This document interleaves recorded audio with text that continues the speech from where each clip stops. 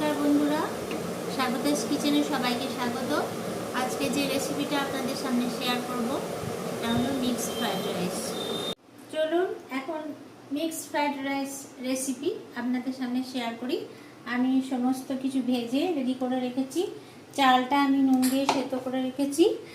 আর এই যে ক্যাপসিকাম, গাজর কুচি কুচি করে কেটে রাখা, লঙ্কা কেটে রাখা, তারপরে পেঁয়াজ কেটে রাখা, কুচি কুচি করে কেটে রাখা, আদা, রসুন, চিংড়ি মাছ ভাজা, ডিম ভাজা, মাশরুম ভাজা, ধনেপাতা কুচি, লবণ আর মাংসটা লবণ, হলুদ, গোলমরিচ, সয়া সস এবং ভিনিগার, অল্প ভিনিগার দিয়ে আমি এটা সেদ্ধ করেছি।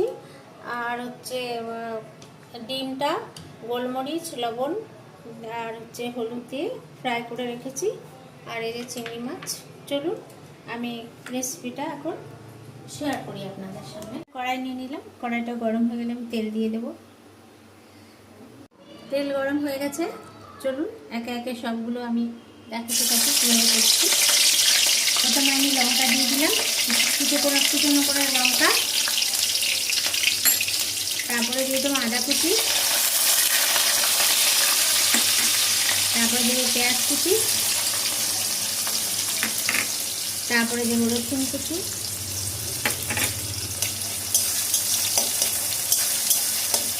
পেঁয়াজ কুচো, আদা কুচো, রসুন কুচো আর লঙ্কা কুচো, এগুলো আমি বেশি ভাজবো না, অল্প একটু ভেজেছি। এরপরে দিয়ে দেবো আমি ক্যাপসিকাম। হয়ে গেছে, এরপরে আমি দেবো গাজর,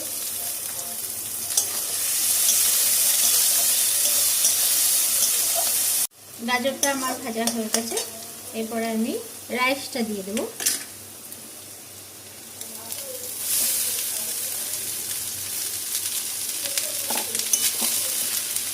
রাইসটা একটু নেড়ে টেড়ে নিয়ে তারপর আমি দেব মাংস, সেদ্ধ করা মাংস।